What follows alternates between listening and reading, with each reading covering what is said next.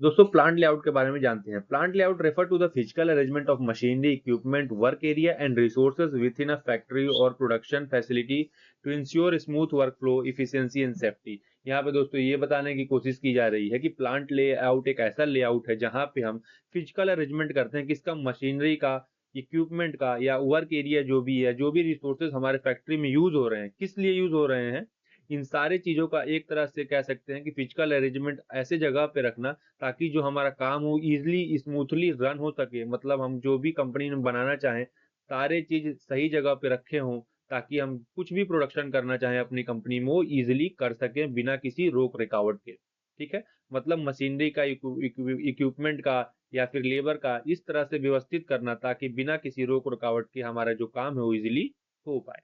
ठीक है दोस्तों, तो ये होता है आपका प्लांट लेआउट। ऑब्जेक्टिव जानते हैं कि ऑब्जेक्टिव क्या होती है प्लांट लेआउट की। मैंने यहाँ पे कुछ ऑब्जेक्टिव भी लिखे हुए हैं। पहला, इफिशिएंट वर्क फ्लो।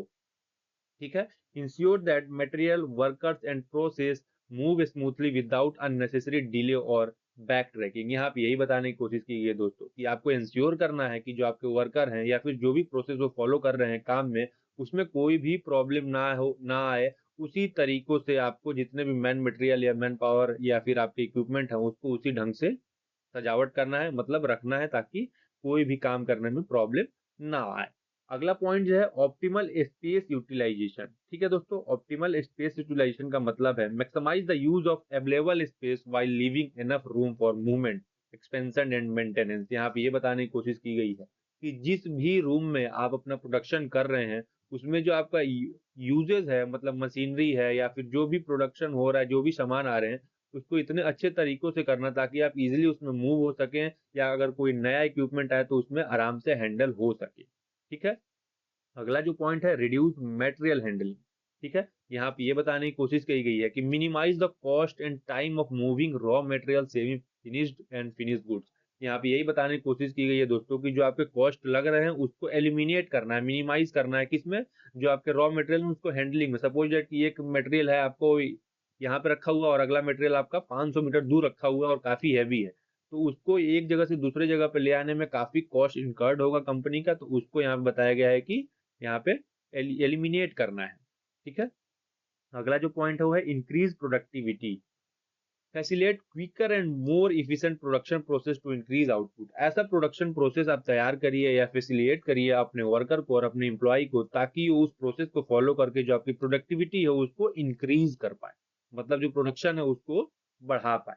अगला जो कुछ पॉइंट दिया गया है दोस्तों उसको भी डिस्कस कर लेते हैं कि करके फ्लेक्सिबिलिटी होनी चाहिए। ठीक है, जो ऑर्गेनाइजेशन में जो भी वर्कर काम कर रहे हैं उनमें फ्लेक्सिबिलिटी होनी चाहिए कुछ नया अडेप्ट करने की। यहाँ पे लिखा भी है design the layout to adapt to future changes. Flexibility होगी अगर फ्यूचर में कोई भी चेंज हो रहा है, सपोज दैट कस्टमर को आपने प्रोडक्ट बना के दिया, वो समझ में नहीं आ रहा हो, मतलब अच्छा नहीं लग रहा हो, उसमें कुछ चेंजमेंट चाह रहे हो, तो आपके पास फ्लेक्सिबिलिटी होनी चाहिए कि you can adapt according to the need of customer और द मार्केट ट्रेंड। ओके, मतलब कोई भी न्यू प्रोडक्ट आता है या फिर टेक्नोलॉजी है तो उसको आपको चेंज करने की जो क्षमता होनी चाहिए, मतलब फ्लेक्सिबिलिटी होनी चाहिए आपके ऑर्गेनाइजेशन के अंदर। अगला पॉइंट है जो यहाँ पे वर्कर कंफर्ट एंड सेफ्टी। जो मेन थिंग है दोस्तों, in every organisation you have to do the first thing is safety. मतलब कोई भी काम करने से पहले आप सेफ्टी का जरूर ध्यान दीजिए। जो वर्कर की सेफ्टी है, जो वर्कर का कंफर्ट लेवल, उस पर अगर आप ध्यान देंगे तो उससे क्या होगा, जो प्रोडक्टिविटी होगी वर्कर की वो इनहेंस हो जाएगी और जो एक्सीडेंट के चांसेस है वो क्या हो जाएंगे, रिड्यूस हो जाएंगे। ठीक है, तो मेन थिंग जो था वो था आपका वर्क कंफर्ट और safety. Minimise wastage and improve supervision. यहाँ पे यही दोस्तों बताने की कोशिश की गई है कि जितने भी वेस्टेज हैं उनको कम से कम करिए, मतलब मिनिमाइज कर दीजिए।